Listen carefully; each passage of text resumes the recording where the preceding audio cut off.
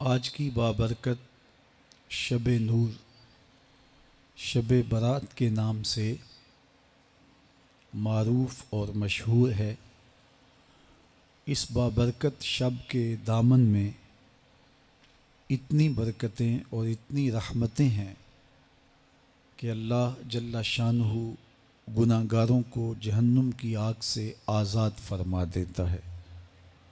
ام المومنین سیدہ طیبہ طاہرہ سیدہ عائشہ صدیقہ رضی اللہ تعالی عنہا فرماتی ہیں، ایک دن میں دیکھا کہ حضور میرے حجرہ میں نہیں ہیں، تو میں حضور کو تلاش کرنے نکلی۔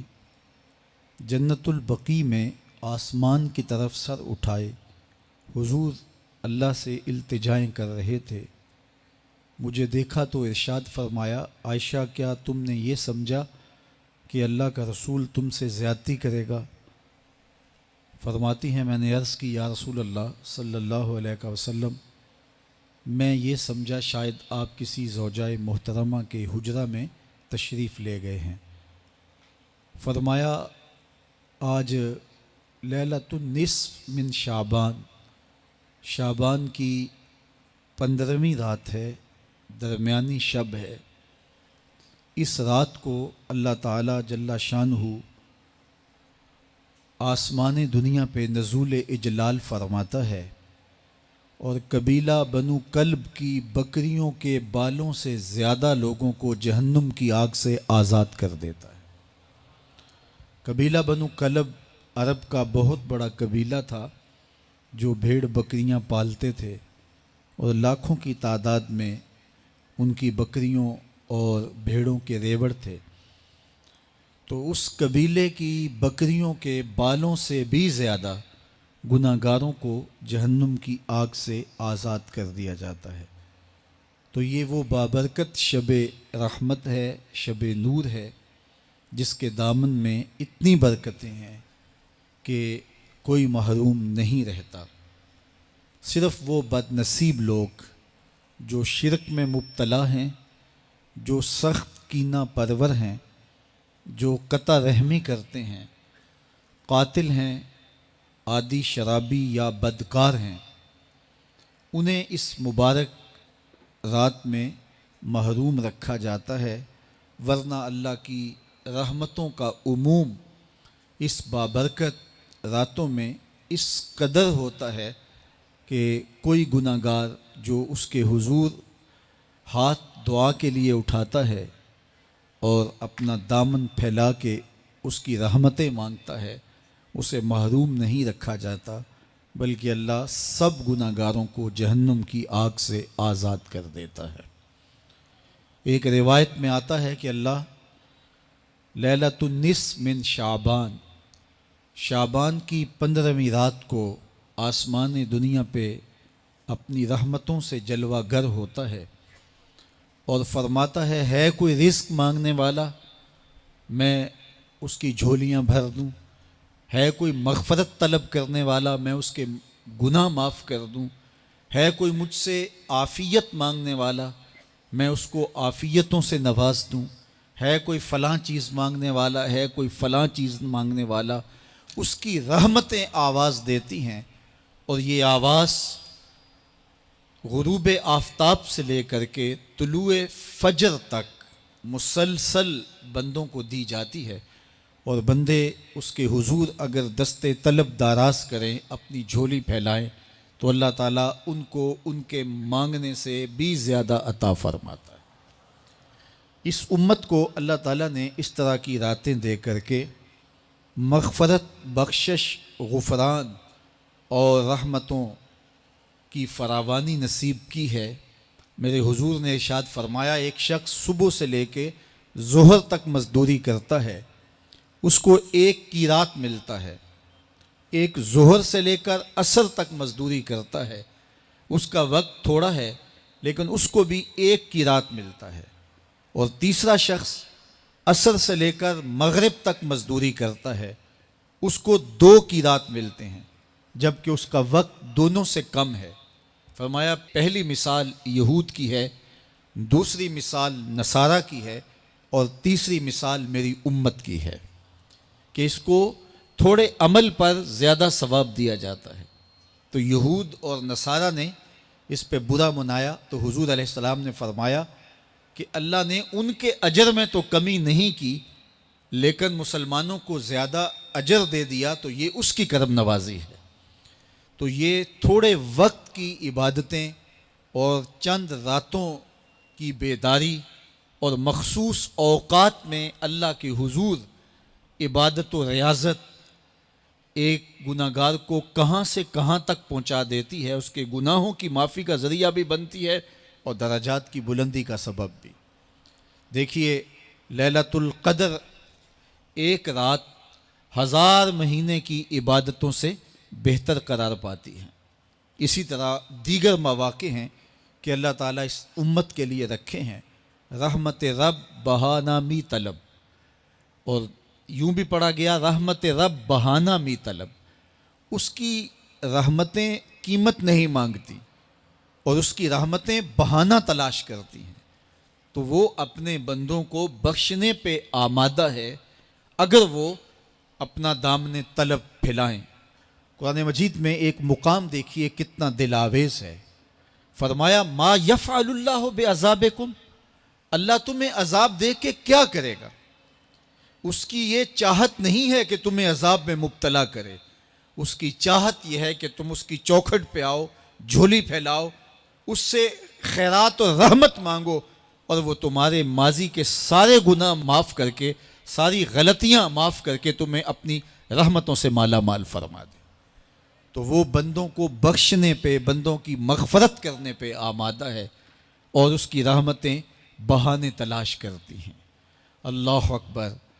اور دوسری جانب اس کے بندے، اس کے مملوک، اس کی مخلوق، اور مخلوق کی گناہ گار اور نیکوکار اس کی رحمتوں کے طالب ہوتے ہیں، بلکہ وہ گناہ کرنے کے بعد جب معافی مانگتے ہیں تو اللہ کو یہ معافی بہت پسند ہے۔ معافی مانگنا، اس کے حضور اپنے دامن کو پھیلانا، وہ اس کو بہت زیادہ محبوب ہے۔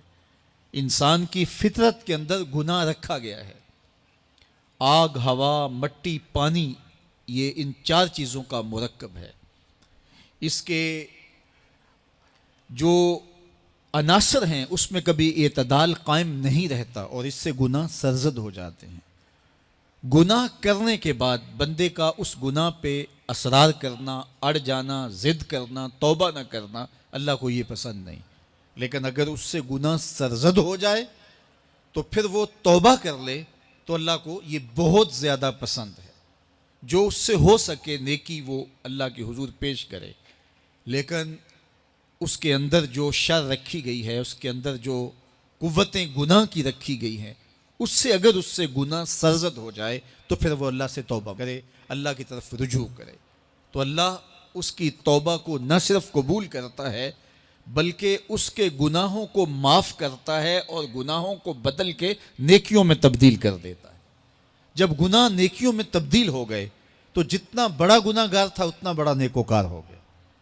حضرت سیدنا عمر رضی اللہ تعالیٰ عنہ بازار میں جا رہے تھے تو ایک شرابی نے ہاتھ میں بوتل پکڑی تھی شراب کی، تو حضرت عمر ہاتھ میں درہ رکھتے تھے اور آپ کا جاہ و جلال دیدنیت ہوتا، تو جو ہی حضرت عمر رضی اللہ تعالیٰ عنہ کو اس نے دیکھا تو ڈر گیا اور دل ہی دل میں کہا، اے اللہ آج عمر کے قہر سے بچا لے، میں تیری بارگاہ میں سچی توبہ کرتا ہوں، اور جلدی سے شراب کو بغل میں چھپا لیا۔ اتنے میں حضرت عمر سر پہ پہنچ گئے اور گرج کر کڑک کے کہا کہ یہ تیری بغل میں کیا ہے؟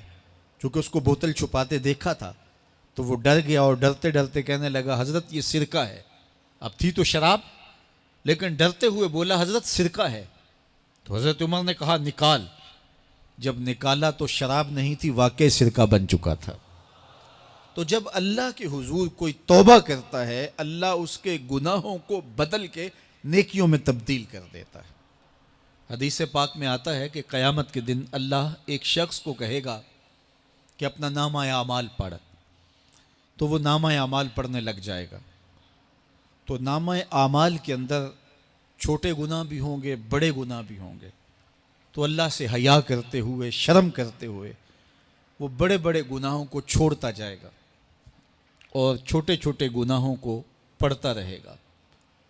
جب وہ سارے گناہ پڑھ چکے گا اور کتاب ختم ہوگی تو اللہ تعالیٰ اسے فرمائے گا، میرے بندے تو نے یہ جتنے گناہ پڑھے ہیں میں نے سب کو بدل کے نیکیوں میں تبدیل کر دیا۔ تو بندہ کہے گا، اللہ ابھی تو میرے بڑے بڑے گناہ رہتے ہیں جو میں نے پڑھے ہی نہیں۔ فَضَحِكَ النَّبِيُّ حَتَّى بَدَتْ أَنْيَابُهُ، حضور جب یہ بیان فرما رہے تھے تو حضور اتنا مسکرائے کہ صحابہ نے حضور کی داڑھیں دیکھ لی۔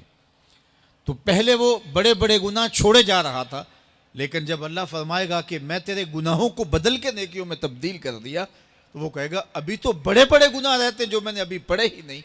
تو جب کوئی بندہ اس کے حضور توبہ کرتا ہے، اللہ یہ نہیں دیکھتا اس نے گناہ کتنے کیے ہیں، یہ دیکھتا ہے بندہ آیا میری چوکھٹ پہ ہے تو اللہ اس کے پچھلے سارے گناہ معاف فرما دیتا ہے۔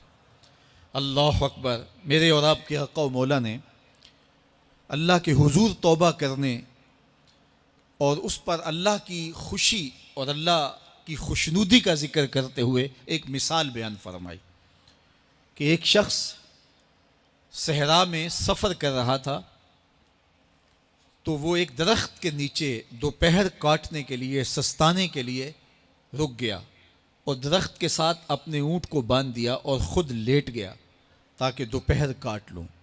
تھوڑی دیر کے بعد جب اس کی آنکھ کھلی تو اس نے کیا دیکھا کہ اونٹ ماں ساز و سامان کے ساتھ غائب ہے۔ اب صحرا میں اونٹ کا گم ہو جانا گویا زندگی چلے جانے کے مترادف ہے۔ تو اس نے دائیں بائیں بھاگ دوڑ کے دیکھا کہ کہیں اونٹ کا نشان مل جائے، لیکن اونٹ کا نشان نہیں ملا۔ تا حد نظر کوئی انسانی آبادی نہیں۔ وہ بھاگا اور تھک ہار کے دوبارہ اسی درخت کے نیچے بیٹھ گیا اور پیاس سے ہلکان ہوا جا رہا تھا اور درخت کے ساتھ ٹیک لگا کے لیٹ گیا اور موت کا انتظار کرنے لگا۔ جن لوگوں نے صحرا کا سفر کیا ہے ان کو اس بات کا اندازہ ہوگا کہ کئی 100 میل تک انسانی آبادی ہی نہیں، اب نہ کچھ کھانے کے لیے بچا نہ کچھ پینے کے لیے بچا، اونٹ بھی غائب ہو گیا، توشہ بھی ساتھ ہی چلا گیا، تو اب ظاہر ہے سیدھی موت ہی نظر آ رہی ہے۔ تو وہ اس درخت کے ساتھ ٹیک لگا کے بیٹھ جاتا ہے اور موت کا منتظر ہوتا ہے۔ تھوڑی دیر کے بعد پھر اس کی دوبارہ آنکھ لگ جاتی ہے۔ جب دوبارہ آنکھ لگتی ہے تو تھوڑی دیر بعد پھر آنکھ کھلتی ہے۔ جب دوبارہ آنکھ کھلتی ہے تو دیکھتا ہے کہ اونٹ جو گما تھا ماں ساز و سامان کے اس کے پاس کھڑا ہے۔ تو صحرا میں اس حالت میں اونٹ کا مل جانا زندگی مل جانے کے مترادف ہے۔ تو وہ اتنا خوش ہوا کہ خوشی کی انتہا نہ رہی، بلکہ مسرتوں کے ہجوم میں درک گیا اور کہنے کیا لگا، اللہم انت عبدی وانا ربک، اے اللہ تو میرا بندہ اور میں تیرا رب۔ کہنا تو یہ تھا کہ تو میرا رب اور میں تیرا بندہ، لیکن مسرتوں کا ہجوم ہی اتنا تھا، خوشیوں کا ہجوم ہی اتنا تھا کہ زبان پہ قابو نہ رہا۔ کسی کے آنے سے ایسے ہوش اڑے ساقی کے، شراب سیخ پہ ڈالی اور بوتل میں کباب۔ کہنا یہ تھا اللہم انت ربی وانا عبدک، لیکن اس قدر خوش ہوا جب بھی تیری قربت کے امکان نظر آئے ہم اتنے خوش ہوئے کہ پریشان نظر آئے۔ تو کہنا یہ تھا کہ اے اللہ تو میرا رب اور میں تیرا بندہ، لیکن خوشیوں کے ہجوم میں وہ کہتا ہے اللہم انت عبدی وانا ربک، اے اللہ تو میرا بندہ اور میں تیرا رب۔ حضور یہ بات بیان کرنے کے بعد صحابہ سے پوچھتے ہیں کہ ذرا بتاؤ اس بندے کو کتنی خوشی ہوئی کہ خوشی میں زبان بھی قابو نہ رہی اور اپنے آپ پہ کنٹرول نہ رہا، اور خوشیوں کے ہجوم میں اسے یہ بھی پتہ نہیں چل رہا کہ وہ کیا بول رہا ہے۔ تو صحابہ نے عرض کی حضور بہت زیادہ اسے خوشی ہوئی۔ تو میرے حضور نے یہ بات کرنے کے بعد ارشاد فرمایا، جس طرح اس کو گما ہوا اونٹ ملا اور اس کی خوشی کی انتہا نہ رہی، تو فرمایا جب کوئی شخص توبہ کرتا ہے اور اللہ کی حضور پلٹ کے آتا ہے، گناہوں سے معافی مانگ کے اس کی دہلیز پہ آتا ہے، میرے حضور نے فرمایا اللہ اس سے بھی زیادہ خوش ہوتا ہے کہ میرا بندہ میری چوکھٹ پہ آ گیا ہے۔ تو وہ یہ چاہتا نہیں کہ اپنے بندوں کو عذاب دوں، وہ خود آگ میں چھلانگے لگائیں تو اس کی مرضی، اگر گناہ سرزد بھی ہو گیا ہے تو کوئی بات نہیں، معافی مانگ لی جائے.